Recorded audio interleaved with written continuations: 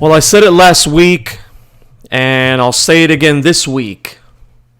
Yes, I have the nice little graphic on here calling it the Wednesday Night War between AEW and NXT.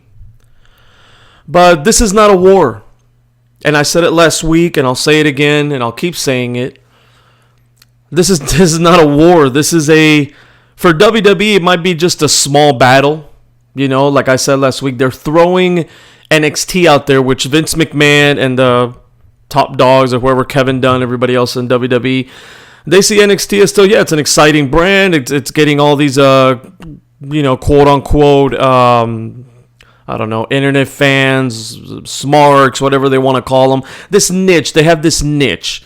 That's what Vince McMahon, WWE, see NXT. They have this niche, but they're not as big as the main roster. They are still their developmental territory. They're still their minor leagues, It's just a great minor league system and great enough to put on 2 hours on the USA Network, and USA loves it, but it's still, at the end of the day, for Vince McMahon, the minor leagues.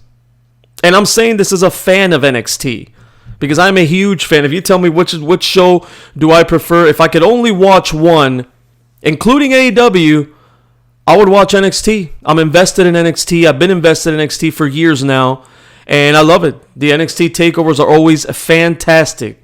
Some of the best special shows, pay-per-views, whatever you want to call them, including WrestleManias, including any of the main roster. I would put it up against any of the AEW pay-per-views that they've had so far. Some of the NXT takeovers, about most of the NXT takeovers, have been fantastic. So I say this as a fan of NXT. I want you people to come on here now and say, that I'm a hater of NXT. So I'm not. I'm the biggest fan of NXT. I love it.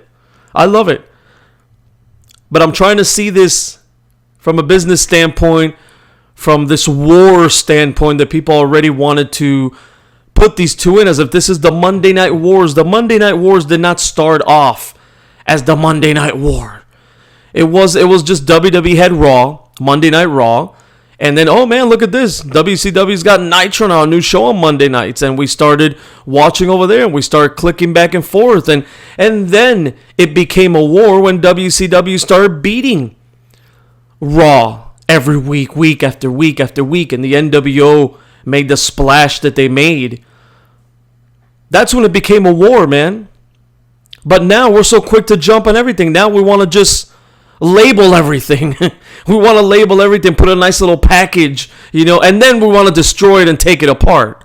We love doing that. We love bitching, we love complaining, but we love these labels. We love these nice little boxes, man. Social media and the new age here has just confused everything. We want everything simple, yet we confuse it at the same time. Like I've always said when I talk about politics with some of my friends and social issues and stuff, we like to oversimplify the complicated, yet we complicate things that should be simple. And we do that a lot of times with wrestling as well. And to me, this is not a war.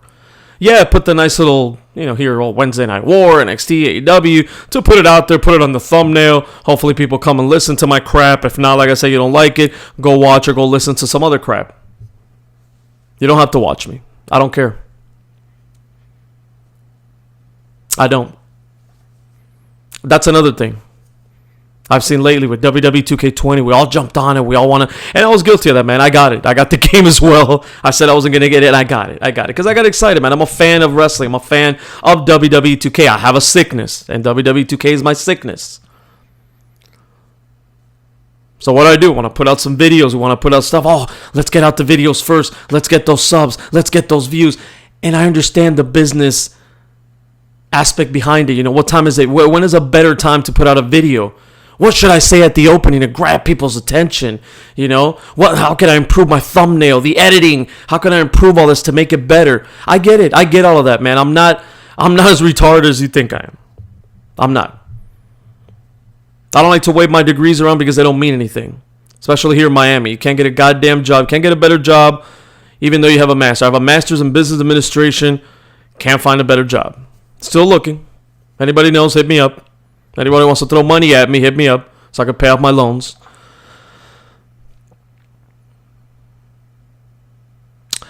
But just to go to that, man, I get the strategy.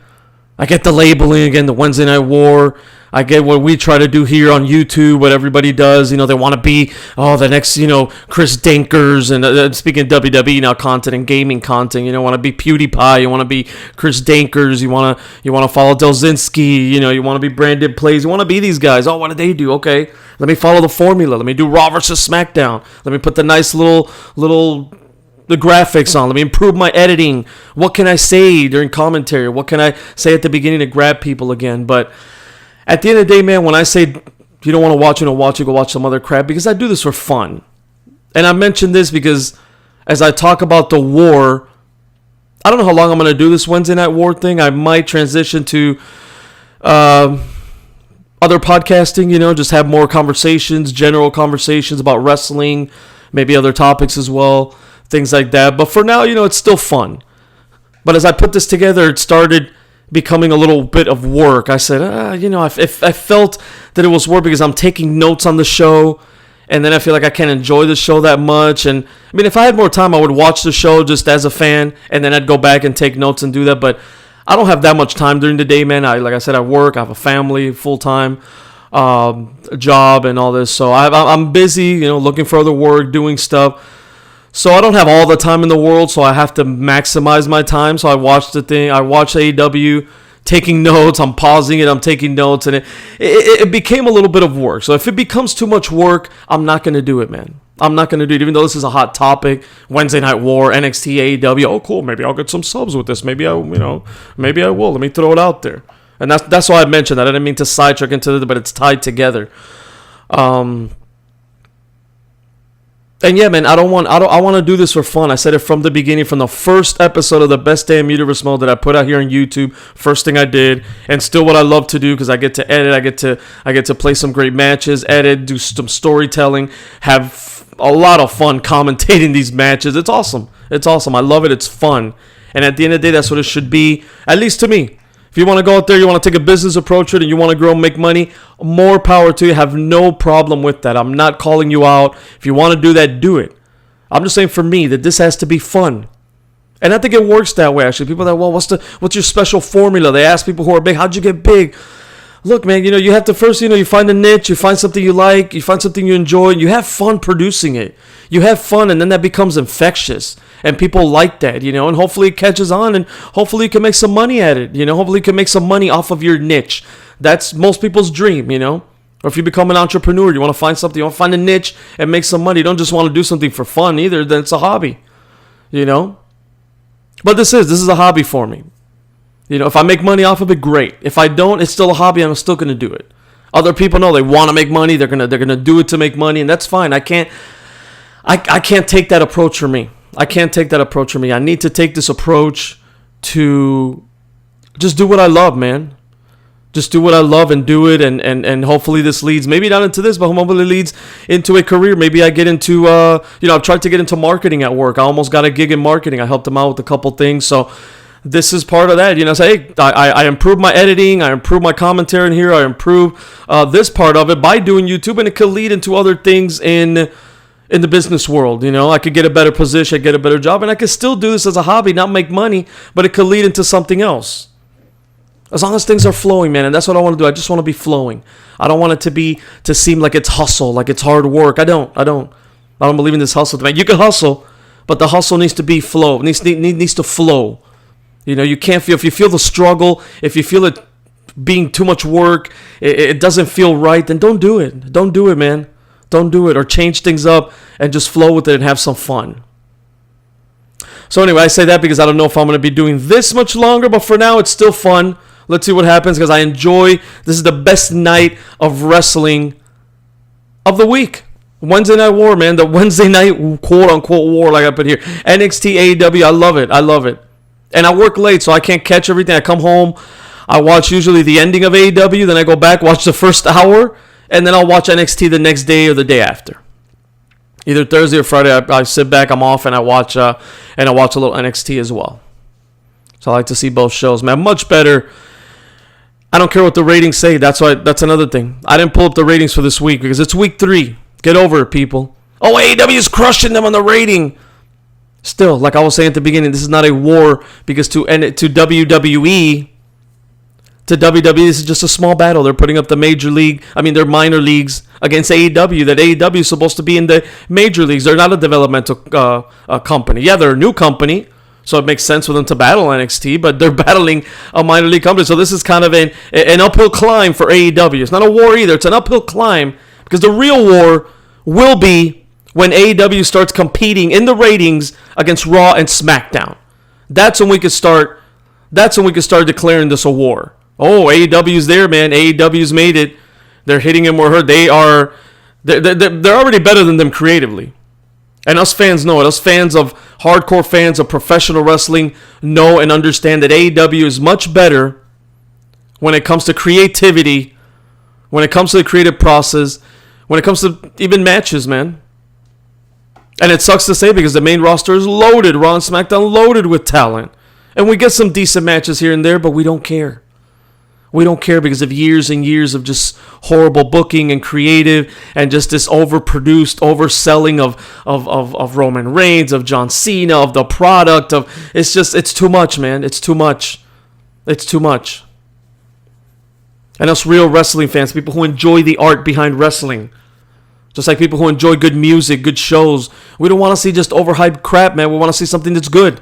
If it's overhyped and it still delivers and it's good, we'll say, hey, it's good. It's fine. A movie grossed a bunch of money, but it was good. It was great art. That's fine. That's fine. Because there's some people out there who anything that's popular or anything that makes money, they don't want to touch it. They don't want to see it. No, man, let's be real. If it makes money, if it's popular, if it's out there, popular, even music, pop music, whatever, but it's good and you enjoy it, then that's fine. That's fine. You don't have to be this rebel without a cause. Enjoy what you enjoy. So AEW has been producing better shows already than the main roster, but they're not, again, business-wise and in Vince McMahon's head and WWE and the casual fans. AEW's not there yet, man. And Vince McMahon just sitting there laughing his ass off because, I got him competing. I got him competing against NXT, my minor league system. AEW ain't shit. So to him, that's what it is. And the numbers speak for themselves. I ran him off last week. Raw and SmackDown still doing over 2 million viewers, something like that on a bad week. AEW is around 1 million something. So there you go.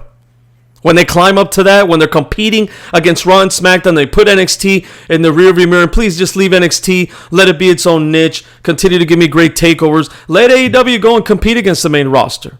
And I don't know, it might take a year, 2 years, maybe a few months. I don't know. It depends how quick people catch on to AEW, how great of a show they produce, but they continue to produce.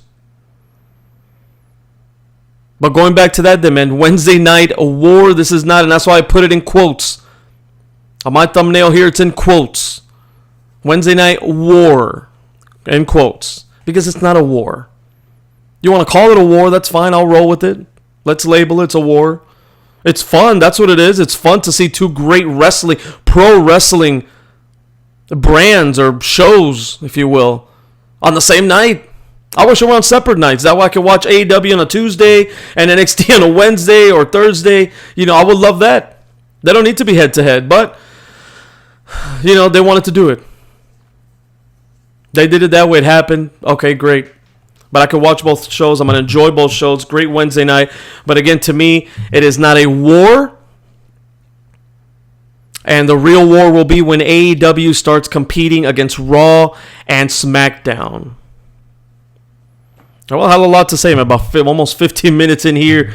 And I'm just, going on rants. But again, I don't care. This is my show. I do what I want. And I think this ties into what I do or what I want to do as a podcaster, what I want to do as a YouTuber, and the whole thing behind the Wednesday night war. And am I going to continue this or not? Because I don't see it as a war. Doesn't mean I don't like it. I love NXT.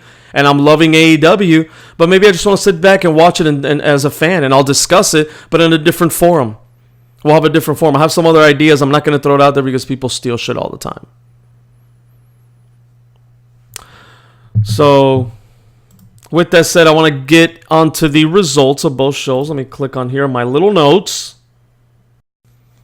Oh, wait. And before we get to that, I pulled up the notes now. Before we get to that, hold on. Let me take a sip of water here. Gotta stay hydrated, children. And before we do that, though, I wanted to just one more thing.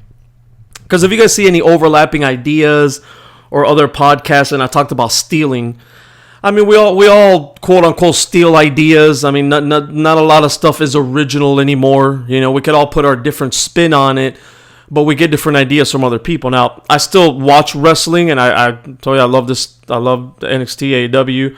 I don't watch a lot of the main roster anymore after Hell in a Cell, actually. But I keep up with it. You know, I keep up. I'll watch some YouTube highlights. I'll read up some stuff. But one thing I did stop when I started doing, when I knew, I mean, I've been doing the Best Damn Universe mode for over 2 years, but the YouTube stuff with the video game. But the podcasting side of wrestling, I've been doing it for that long. But when I started doing it, I stopped.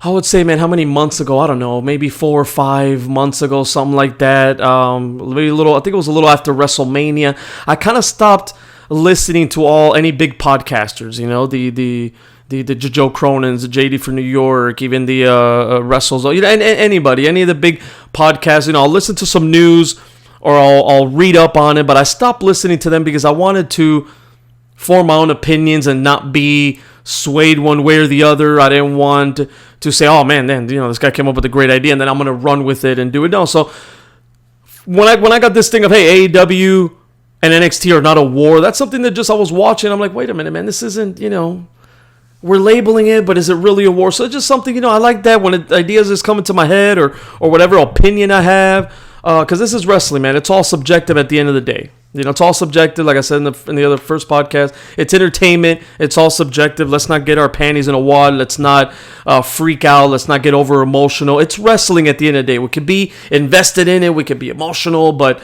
to a certain extent, man, it's wrestling. It's entertainment. It's our passion, but it's entertainment at the end of the day.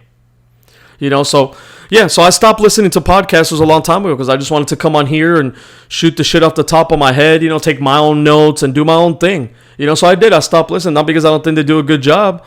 Like I said, you know, the JD, everybody hates him. JD from New York, a lot. Well, not everybody. He's very polarizing. A lot of people hate him. Some people love him. You know, I think he's a little over the top with his emotions sometimes. Described him as an emotional cripple at times. I don't care how passionate you are about something. You should not get that over the top. But he does it. It's his stick. He sells. He makes money off of it. God bless him. Good for him. I'm not going to criticize him for that. You know, I disagree with him in a lot of things. I don't agree with this. Same thing with Joe Cronin. I never really liked Joe Cronin. I think he comes across like an ass. Too much stuff going on in his show, you know. Wrestle Talk, all the other people, they're pretty cool. You know, they're a little more subdued. They give you the news. They try to be funny. You know, but, you know, I just want to come on here and do my own thing. So I stopped pretty much listening to all those podcasts and stuff, and I might listen to what I will listen to. I'll listen to Conrad and Eric Bischoff, shows like that. I like to hear old stories, you know, their take on it, just people who've been in the business. I do like hearing that. I do like listening to a lot of that. But so-called, you know, podcasters just sit on here and just ramble about how horrible Raw is. There's one guy out there, I'm not going to mention his name because I think he's a cool dude. He's a good dude, smaller channel, just starting up a little bit ago. But his thing is, his title, Everything Wrong with Raw, or Everything Wrong with SmackDown, Everything Wrong with AEW. So everything is about everything wrong with the damn show. And again, I get it. That's the business side of it. Oh, let's put it out there. It's going to grab at viewers. I don't roll like that, man. You watch or you don't. And I'm going to do my own shit. Okay? I'm not going to roll like that and play these silly marketing games here on YouTube when I'm doing my own shit. If I'm out there getting paid to make money and I got to play the game, you're goddamn right I will. I'll play that game and I'll make some money. So here we go. Let's, and again, I'm not calling anybody out, man. Whatever you guys do, that's awesome. Do it your way. And if that's your way and you want to, you know, give us the take on everything wrong with something, fine. Fine. That's your niche. I'm cool with that. Not my cup of tea, though. And here we go, man. Well, before I do that, let me officially, 20 minutes into this unofficial podcast, welcome you back to the J-Dogg Nation Network and this unofficial podcast. If you feel so inclined, as my boy boss, J&W Boss would say.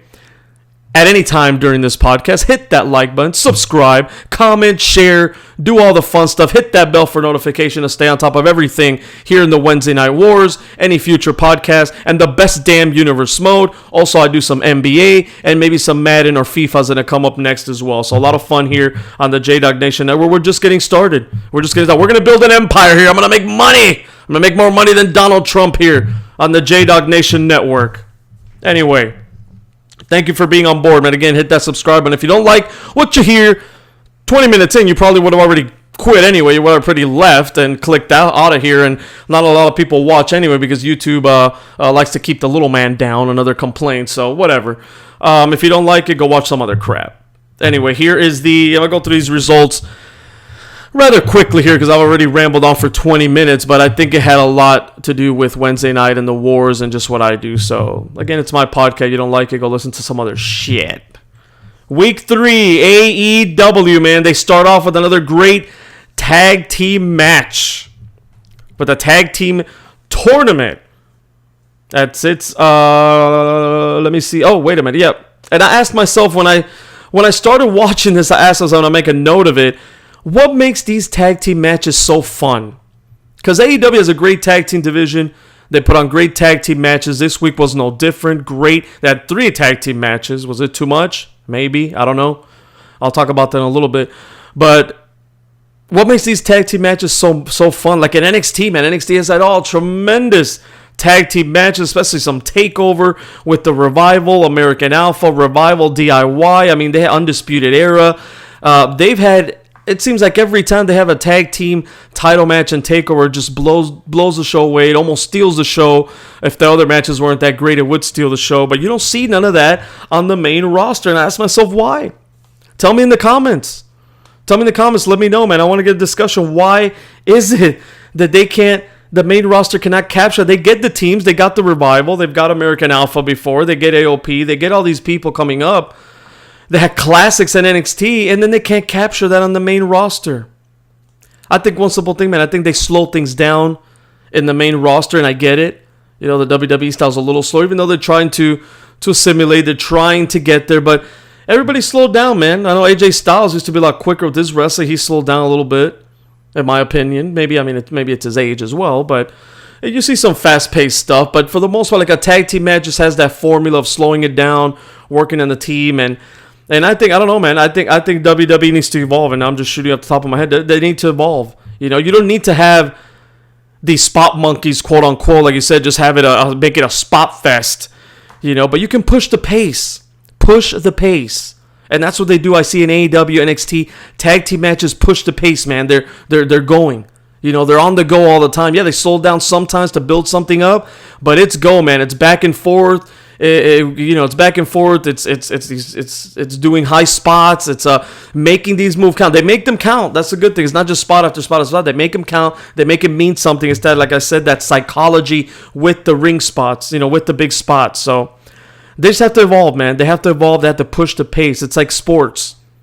Basketball's no longer that drag-out. The NBA is no longer that drag-out physical defensive game that it was back in the 80s and 90s. We'd see games in the scoring in the 90s and the 80s. You know, now we see them over 110, 120 points. It's normal now to see that. You know, before we had the Boston Celtics, man, with Bird and McHale and Parrish. We had the bad boys, the Pistons. Even the Bulls, man, with Michael Jordan. Michael Jordan was great. They weren't putting up 100-some points every damn game. They were playing some brutal defense. Michael Jordan, Scottie Pippen shutting people down.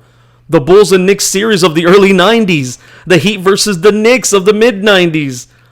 Mid to late 90s, man. Those were some beast of matchups, man. They were great, but they were defensive battles. They were in the 80s, maybe, if that.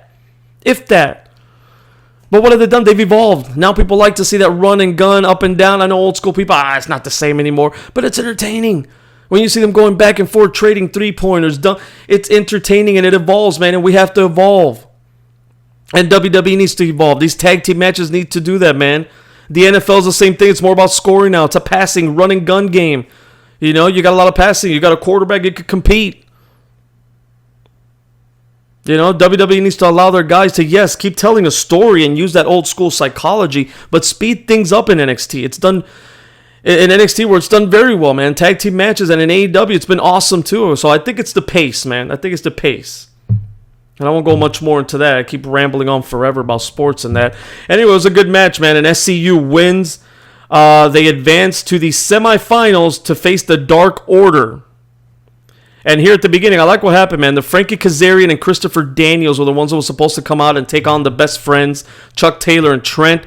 The Lucha Bros, though, come out, attacked both men and gave a vicious pile driver to Daniels on the floor, which took him out of the match. Thank God Scorpio Sky came out for the save and saved his partner, Frankie Kazarian. Scorpio Sky, though, starts taping up his wrist or whatever, doing that. He comes out and he's like, "Hey, I'm getting in there, man." So SCU goes forward with the match. It's Scorpio Sky and Frankie Kazarian. And why did they do this? Maybe to further the story a little more between these two teams. They've already had some beef. They've already gone back and forth. So this advances that, but also it gives us a chance. We already know what Christopher Daniels is all about. You know, he's the older dude here. You want to get Scorpio Sky over, and this certainly did, man. This certainly did. And SCU wins with a powerbomb leg drop combo. And I ask you guys, is Scorpio Sky the real deal? He's got the look. Looks like he's got the charisma. We see him on some promos. Is he a future big star? Single stars. We'll see. But anyway, SCU advances, man. And this is a time, and I'll skip forward because Lucha Bros won their match. This is a time where it's okay to be predictable. We talk a lot about predictability, and I could go into another 50-minute rant about predictability and why it's not a bad thing. Everybody wants, I want it to be unpredictable. I want it to be unpredictable. It's good to have that element of unpredictability, to suspend that belief. And I'll talk about that in the main event here. Suspend the belief, but we knew this guy was going to win. You know, we know this guy's going to win. It's boring. No, it's good to have that element of unpredictability where you don't know if someone is really going to win, or it puts you, wait a minute, the challenger might take the title this time, or this guy might win that I didn't think is going to win. Or once in a while it happens where you can have that where, you shock somebody with a big win, so you could keep people on their toes. Oh, this guy didn't win. But not that 50-50 booking crap that WWE does all the time. We don't need that. Or the challenger's always beating the champion to then gain a championship match. Stuff like that, we don't need that. But predictability is not a bad thing if it's done right. And here, they've been building up this SCU versus Lucha Bros thing. So this is not a bad time to have some predictability, man. Have these guys face off in the tournament finals for the championship. I think that'll tear the house down. People are invested in it, and they can put in a good match. So predictability, in my point of view, is not a bad thing. Does everything need to be predictable all the time? Absolutely not. But when you're predictable and it tells a good story, it's fine. I'm not saying the outcome now. We don't know who's going to win. Lucha Bros and SCU, I can see either one. I can see SCU get a big win over Lucha Bros, and I could definitely see Lucha Bros get the win and win the title. So there's not predictability there, but but the predictability of, hey, give us the finals that we want. Like WWE doesn't do that. Oh, they have a tournament. Oh, the guy losing the first round, or we got rid of this guy. Give us the top people, man. Give us what we want to see. Give us what we want to see. It worked. Hulk Hogan was predictable for years, but people loved it. Stone Cold. We knew he was going to win most matches. He didn't lose a lot. We knew he was going to be in the main events of WrestleMania. We knew he was going to beat The Rock at 15. But we still wanted to see it. We know these guys win the Royal Rumble. Oh, I want to see the guy go on. Shawn Michaels, beat Bret Hart for the world title after the, we kind of knew that Shawn was going to win. There was a little bit of unpredictability there, but we knew Shawn Michaels WrestleMania 12 was going to probably take the title the way they were scripting it. But it was okay. It's okay. Not a bad thing, man. Then after that, we see another tag team match. Ortiz and Santana, the Inner Circle, part of the Inner Circle, they defeat John Silver and Alex Reynolds.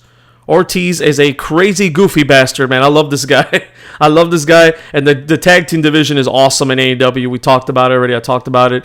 It's just great in AEW. That's one of their biggest things that they have going on here in AEW is the great tag team division. Anyway, this was a quick match. Ortiz and Santana get it done. Is it okay to have some quick matches and enhancement talent or jobbers to get over? Yes. Not every match on TV needs to be a 5-star classic.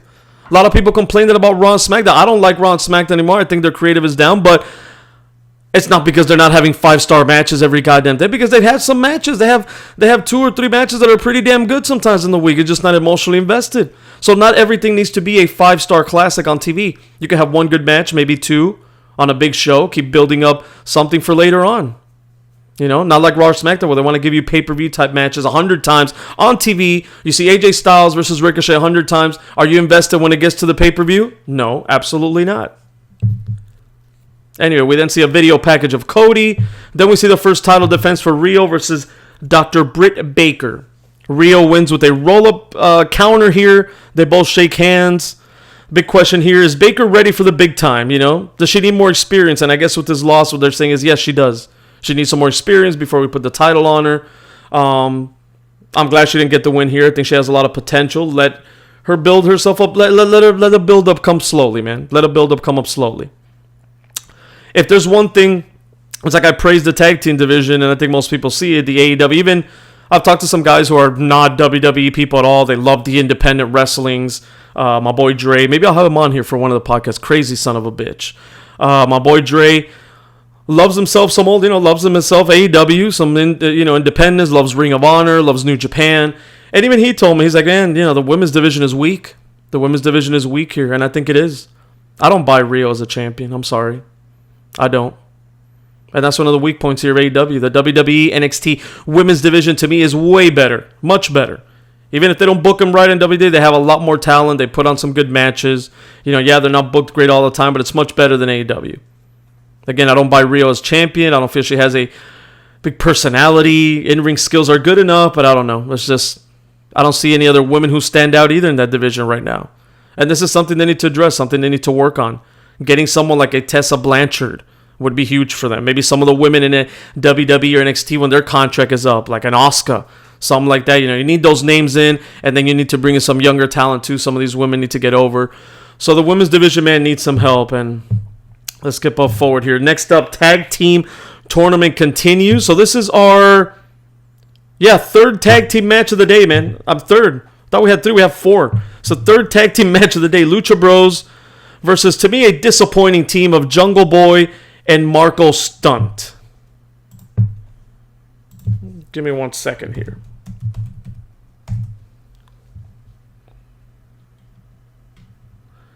Yeah, man. So where were we? Yeah, next, a tag team tournament continues. Lucha Bros, to me, a disappointing team of Jungle Boy and Marco. So why disappointing? Because I love the Jurassic Express with Jungle Boy and Luchasaurus. Unfortunately, Luchasaurus is out. Not the same thing to see Jungle Boy and Marco Stunt together, And why with Marco Stunt? Why do we have a 12-year-old boy wrestling? Why is this kid? He looks younger than my kids. My kids are 12 and 11. He looks younger than them, and he's a little shit. I mean, I get it, man. I get that we have smaller guys. That's fine. That's more than fine. I enjoy a lot of the smaller competitors. Always throughout, man. I enjoyed the Eddie Guerreros, the Chris Benoits, the Owen Harts, Dean Malenkos. I love those guys. Even Chris Jericho's not a tall guy. He's a big dude, but he's not a tall guy. So I love the smaller guys, but this is a little ridiculous, bro. I'm really not into Marco Stunt at all. If you are, God bless you, but I'm not. Get him off my TV, bro. Get that 12-year-old off my TV. Go do something else, man. Anyways, this is a fast-paced match. Talked about it with the tag team, man. They let them move so it doesn't get boring. Anyway, the Lucha Bros win this thing, advance, and again, we want to see Lucha Bros versus versus SCU. And then after this, let me see, we got another tag team match. So this is 4 now. This is 4 tag team. Is this too many? Because if this was WWE, we'd be bitching and moaning, oh my God, Raw again, why does it have 4 tag team matches? Would we be bitching about it? Yeah, we would in WWE because it doesn't make sense. But you know what? I'm going to give AEW a pass here. I'm going to give them a pass because these matches were tournament matches. Maybe I wouldn't have, you could have had Ortiz. You didn't have to have the Ortiz-Santana match. Maybe you could have had a singles match there instead. You could have had a singles match there. Maybe Jack Swagger, whatever Hager's name is now, Jake Hager, could have had his debut match. I don't know. You could have had something else there instead of a tag team match. 4 is maybe too much. But at least they made sense. It's a tag team tournament going on.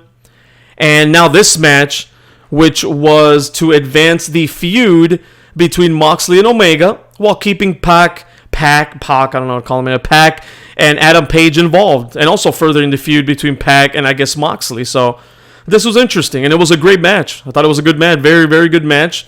If this would have been the main event, good show. Good show, great main event, good tag team matches. You had a women's title match, good show AEW. But then we still had a main event street fight later on after this. So AEW, good show this week. Anyway, Moxley. So this was Moxley and Pac versus Omega and Adam Page. Moxley, this came down to Moxley. I mean, these guys went back and forth. It was fantastic. Moxley wanted to use a weapon at the end. He kept insisting to use a weapon. Pac told him, no, man, what the hell are you doing? Got in his face. Moxley gets pissed.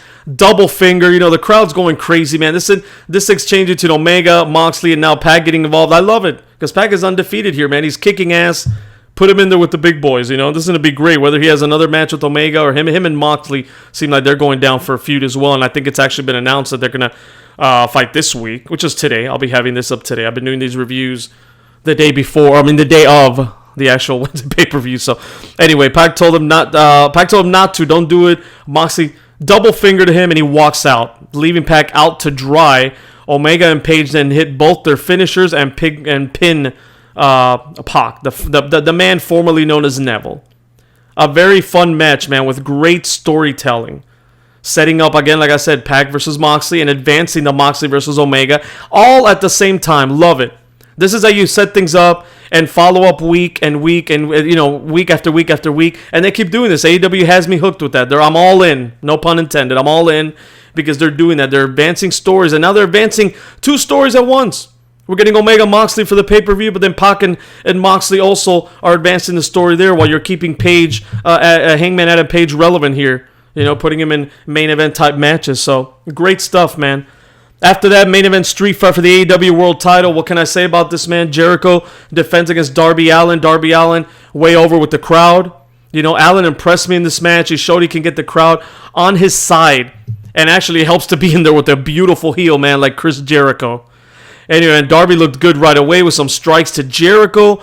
Jericho eventually took over and hit Darby with the code breaker. They called the knees to the face of the code breaker before. But Darby got to the ropes. He also fought out of the lion tamer by getting to the ropes as well. So some close falls here. We all knew that Darby wouldn't win this match, but this is what I was talking about, that disbelief sometimes. But at times, they made you believe that maybe, just maybe, he was going to get it done, man. That's when you know you're seeing a good match. Especially after Jericho tied Darby's hands up. I love it. He tied his hands together. Big time heel move. Jericho is tremendous at what he does. But Darby, man, unbelievable. He still got up, started flying around by climbing the ropes and hitting Chris Jericho's moves. But he was hitting offense off the top rope while being with his hands tied, man. His hands tied. And Jericho, there was one time, man, he hit him. He fell onto him from the top rope. Jericho barely kicked out. It was like 2.9. So even though you know that Jericho's not going to lose, you mark out to that moment because it's done so well. Oh, shit, is Darby can actually win this thing? So it was impression, man. But then the Inner Circle, Jack Hager came into play as he struck Darby, who was trying to finish off Le Champion from the top, and Jericho ended it with a Lion Tamer.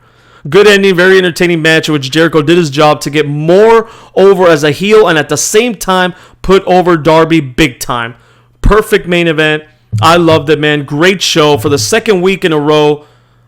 This is the third week. First week I thought NXT had the better show. Second week in a row, even though I am an NXT mark, an NXT fan, I thought that AEW had the better show. One thing though, it is good to get these younger guys over and making them look strong. But they can't, or should I say they shouldn't, get everyone over. They all can't be equal. There needs to be a strong main event scene and then have those guys that are mid-carders and then have some jobbers. Or I could ask you guys too, and I could address this later on another podcast. Or can they have more quality? Are things changing? I talked about evolving. Is this an antiquated look at pro wrestling that we need to have these main eventers, these mid-carders, these jobbers? Is this an antiquated look at pro wrestling? Should we evolve past that? I'm curious to see what they do moving forward. Will they give us a clearer picture of who's main event, mid-card? For now, I'm enjoying that they're putting young guys over while keeping the big stars over as well. Great booking so far and a great show, man. And let me get into NXT real quick here and wrap this up. AEW again had the better show. I think the ratings, they're beating him in the ratings. So I didn't look at the ratings this week, but I know that they beat him. They looked at some people put up some numbers, I guess. It declined. I think it declined for the third week for both shows, but AEW is still winning. But again, this is not a war. Like I said, The war will be when AEW competes against Raw and SmackDown. So here we go, man. Third week, we start off NXT with Tommaso Ciampa returning to open the show versus Angel Garza. This is the match was just to get Ciampa back, man, and get him over. And I'm cool with that. Garza got some stuff in, got a little offense in there. But then when he threw his pants at Ciampa, and the ladies love it, man. You can hear a little pop there from the ladies, man. At Garza, they like Garza's a booty, I guess.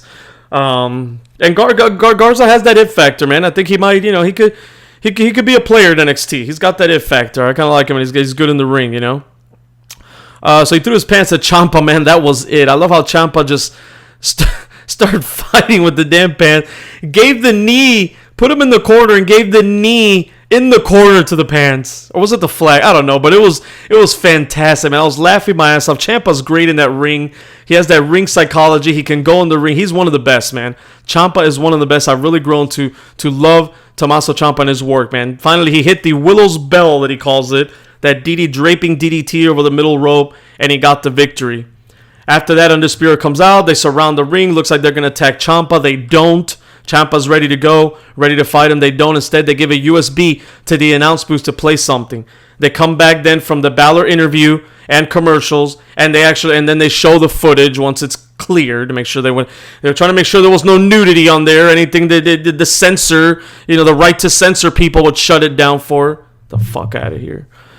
Anyway, so they show the footage of the Dream just beat up in the back, man, destroyed at the hands of Undisputed Era. Great stuff here, man. It was shot well, made it look real, getting you invested in the Velveteen Dream and Undisputed Era feud even more. So and then again, this sets up later on in the show as well. So there you go, good storytelling in the show.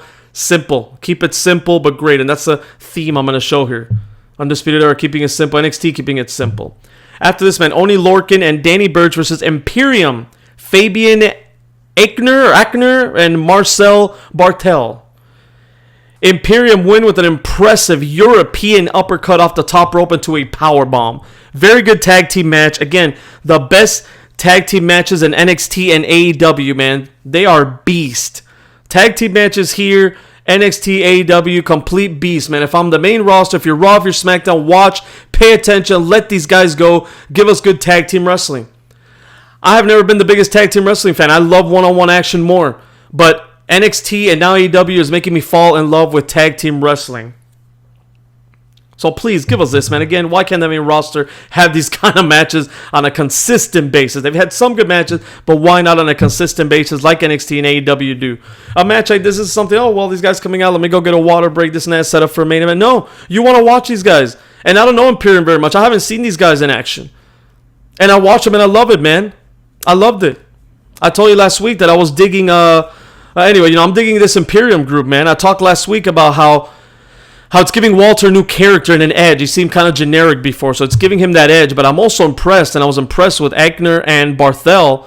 These guys were hard-hitting in the ring, but also flew around like cruiserweights, keeping things exciting. And I talked about the tag team already, so I'm not going to get into that more, but that exciting tag team wrestling that you see, man, back and forth, just non-stop. It's exciting. It makes tag team wrestling great to watch. Because sometimes that's what maybe I wasn't a big fan of tag team wrestling, even though I liked the psychology behind it. NWA did that with like the Rock and Roll Express, the Midnight Express, classic matches. But let's get real, man. Just like when we look back and people, I love this. These guys were old school. Now, nobody can touch that. The Midnight Express and the Rock and Roll Express. Just like old people would say, Bruno Sammartino put on the best matches and Bob Backlund. And you know what? We look at it now and it's kind of boring. Let's be honest. It's kind of boring. You evolve, times evolve. We change, sometimes for the better, sometimes for not, but I think this is for the better. It's exciting wrestling, man. You can't compare this to old school tag team wrestling. I'm sorry. That's why I was never a big fan. I was a big fan of the Rockers. You know why? The Rockers were exciting. I like to see teams like the Rockers. I like to see Arn Anderson, Tully Blanchard. They put on great tag team matches. Brainbusters, Rockers, great tag team matches in WWE. That was my favorites, man. The Rockers, why? They were exciting. They flew around. They did stuff. So maybe the classic, maybe the original Spot Monkeys. There you go. Anyway, next up, man, Io Shirai and Kaden Carter. Kaden Carter looked pretty good here. Again, these guys make some of these guys look good, but this match was to get Io Shirai over again. Shirai wins this one. I'm really impressed with Shirai, man. She has the look, the athleticism, the charisma, and is very quick in the ring and can brawl as well. Honestly, man, I see her as a future champion. But for now, for sure. But now, is it her time? I don't know, because this women's division is looking really good. We talked about AEW. NXT's women's division, much, much, much, much better than AEW. And this is not even the best women that they've had. When they had Bayley, they had Sasha, they had Asuka, they had all these women. And now they're kind of rebuilt, and they still have a much better women's division than AEW. Ripley comes out and gets in the face of Shirai. Shirai leaves like the heel that she is. Ripley saying, no, it's my time. They're basically fighting. It's simple stuff, man. Simple stuff. Who's going to be the next champion? Who's going to challenge Shayna? It's about competition. Simple. No soap opera here. No Bobby Lashley sleeping with Rusev's wife and stuff. Come on, man. So women's division in NXT, again, I said evolve. We don't want a soap opera. It's good to have sports entertainment and wrestling. Don't take it too far. We don't need that. Women's division NXT is always good, even when they have to rebuild, like I said. And now they have Ripley, they have Bianca Belair, they have Shirai, they have Candice LeRae, and they got other people returning as well. I'll talk about in a little bit. All top contenders for Shayna Baszler and the NXT Women's Championship. Curious where they go from here, and if Shayna will ever lose the damn title. Anyway, up next, man, Keith Lee and Dominik Dijakovic. I don't know if I'm pronouncing that right. I'll call him Didi or Dominic. Anyway, William Regal made this match for number one contender for the North American Championship. The winner will face Roderick Strong next week for the North American Championship after what they did to Velveteen Dream. So he wasn't going to let Strong get away with not having a match next week. These two men always put on a great match.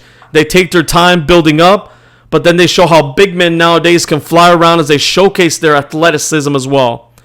Dominic sells like a beast on a few occasions, man, of the power of Lee. Dominic is a great seller. He's a good worker in that ring, man. These two, I'm not completely sold on them yet, but they're putting on some good matches, man. Anyway, Strong ruins this match by coming in and hitting both men with the belt. Regal has none of this and says that he will have to face both men in a triple threat next week for the gold. It's great booking, man. Great booking. This is what I mean. Simple, but effective. No need to have the challenger beat the champion all the time to then become the new challenger. It's lazy. It's stupid. This is what we get, and predictable. He said predictable. Stupid. This way we get a beating in the back. With this whole story, man, we got a beating in the back to Velveteen Dream, putting over Undisputed Era, Strong, sympathizing now for the Dream, getting him over. So story being advanced there with the Dream and a Strong and Undisputed Era. Then we get a good match out of Dominic and Keith Lee. We get that ending, which sets up then a triple threat match for the title next week. Great stuff, man. Great storytelling, great booking, keeping it simple. I'm going to keep it simple by going on to the next match here because I got to go. Matt Riddle versus Bronson Reed. Never seen Bronson Reed before. Riddle wins after a good back and forth, man. Reed looked kind of good here. Big Boy was moving around well, kicking out of Ridley's big moves. That big knee and the big move he kicked out. But then at the end, well, Ridley got it. I forgot what he called the damn move, Matt Riddle, when he got his move. But anyway, he beats him. A fist bump at the end. And just like in AEW, there are hardly ever real squash matches. Just like we saw with Io Shirai. Quick match, but, they make the younger or newer talent look good in defeat. So they did that here as well.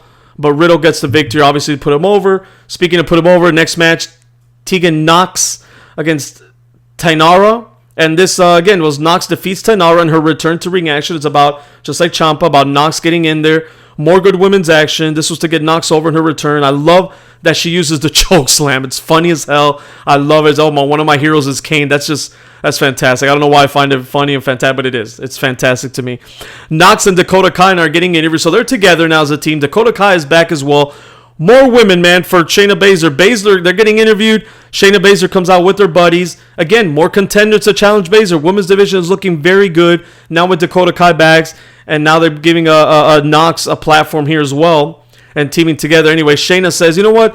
You haven't earned a title shot yet. Call me when you do something that matters. So that was great by Shayna. She just leaves. Again, just setting things up, man. Planting seeds and keeping it simple.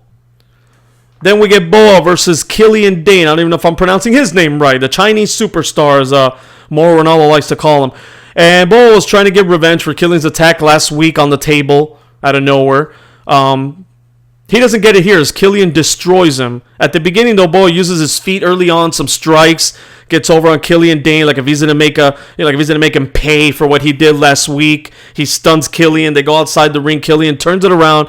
Eventually, Killian Dane hits 3 powerbomb and then beats him with an abdominal stretch to add insult to injury, makes him tap out. So this is just about making Killian Dane look strong, which, like I said, you could have 2 or 3 good matches, or 1 or 2 good matches, and have these matches setting something up. You see the platform here in NXT? All these matches, man. Io Shirai, Knox returning, Tommaso Ciampa, Killian Dane, Matt Riddle. All these guys getting over. At the same time, they're letting the younger talent, the other guys, come up, get some TV time, get some hits in there. You don't need to have them, man. You have a good main event with Pete Dunne coming up next and Damian Priest. People chanting fight forever. So it's a good match. You're into it. And, we also had that great tag team match early in the show. So you got 2 good matches, and you have the other ones. You see this? Good show. Good show. And again, I thought NXT had a good show, but if I had to pick, I'll say because of the world title match and a good tag team match, the way they ended AEW, and the tag team tournament being so strong, I still have to give AEW the edge that they had the better week. But NXT, man, finished strong here with Pete Dunne and Damian Priest. I talked about these 2 last week when I saw them in NXT Live here in Miami. Same thing here. I mean, I'm always impressed by Dunne. He is the real deal in the ring. Priest has the look, but I don't know. I mean, he showed me a little more in this match. I still feel there's something missing. I could be wrong because they had a good match, and every match Dunne isn't as good. It might be him just carrying him, and it's nice to see him in the main event. Priest has some good strikes, man, especially these kicks, some elbows, and he's got some good moves. I think he did a moonsault from the top. His moves look okay. He didn't look like he stumbled and fumbled too much, and the crowd was actually chanting "Fight Forever." That's always a good sign. They don't do it in every match. So that's a good sign, man. Maybe I'm wrong about Priest. I'm not a stubborn guy. I'll admit when I'm wrong. I don't know yet. I still feel like there's something missing from the guy. We'll have to see. Still early in his career. Maybe he will be a good superstar. Maybe he won't. I don't see it yet. Anyway, Priest gives him a kick to the balls without the referee seeing it. And then he pins Dunne with what he calls the reckoning, which Mauro Ranallo said it 2 or 3 times. The reckoning! The reckoning! Just so we can remember it. Thank you, Mauro. Mauro Ranallo's great, by the way. It's kind of a reverse neck breaker type maneuver. Anyway, the reckoning gets it done after he kicks him in the nuts. So that keeps Priest undefeated. Keeps Dunne looking strong because it took a low blow to defeat him. And hey, Priest, man, maybe they see something in him. They have him win here in the main event, put him over. Who's going to be the first guy to defeat him? Or will Priest get a championship in his future?